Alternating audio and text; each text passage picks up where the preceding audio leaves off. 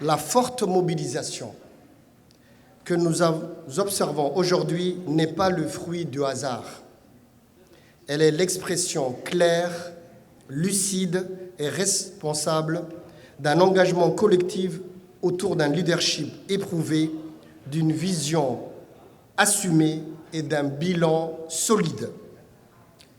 Je salue tout d'abord respectueusement le président de l'UNP et le vice-président donc du RPP et le secrétaire général du RPP pour leur engagement constant aux côtés du chef de l'État. Ceci a permis à notre pays de préserver la stabilité, la paix et le progrès dans un environnement régional et international exigeant. Mesdames et messieurs, la santé n'est pas un secteur parmi d'autres. Elle est le cœur battant de la nation, le fondement du développement humain, le miroir de la volonté politique d'un État. La santé, c'est la vie.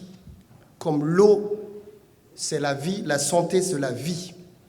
En tant que professionnels de santé, nous savons reconnaître les actes, mesurer les résultats, apprécier les choix stratégiques. Sous le leadership du chef de l'État, Djibouti a fait le choix courageux et visionnaire d'investir dans la santé de son peuple. Ce choix a porté des fruits viables, visibles, mesurables et durables, ceux de la santé publique.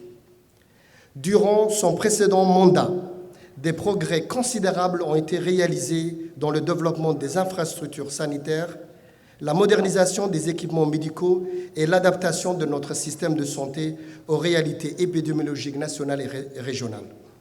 Ces avancées ont permis la construction progressive d'un système de santé plus résilient, plus équitable et plus performant. Ceci a été bien décrit dans la petite vidéo que vous avez visionnée tantôt. Guidé par la vision d'Al-Hajj Ismaël Omar Guelleh, la santé s'est engagée résolument à répondre aux attentes légitimes de la population.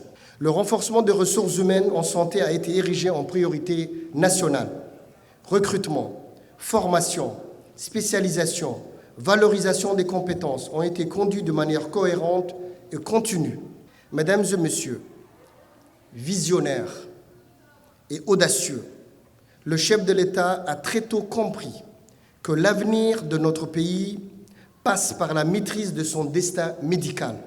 La création de l'école de médecine, comme Dr Degen l'a dit, en 2007, devenue faculté de médecine par la suite. N'oubliez pas que c'est le ministère de la Santé qui a créé la faculté de médecine. Donc cette création marque un tournant historique. La réforme du système de santé a été conduite avec courage et détermination.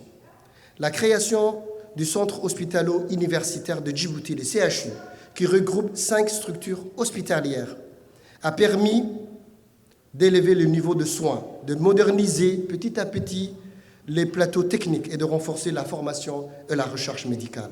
Mesdames et messieurs, la santé de la mère et de l'enfant incarne plus que tout autre une politique publique, le respect de la vie, la dignité humaine et l'avenir même de la nation. Elle constitue à ce titre une priorité nationale fondamentale portée avec constance et conviction par le chef de l'État. Depuis plus de 2 décennies, des efforts soutenus et continus ont été déployés afin de protéger les femmes et les enfants, piliers de la société et garants de notre avenir collectif.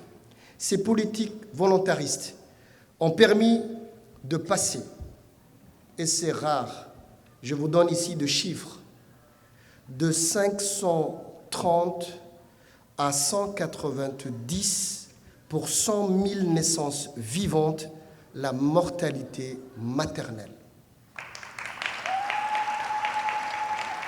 Mesdames et messieurs, à travers cette mobilisation exemplaire, les professionnels de santé affirment aujourd'hui leur confiance en un leader qui a fait ses preuves, leur attachement à la stabilité de notre pays, et leur détermination à poursuivre la marche vers une Djibouti plus forte, plus juste et plus solidaire.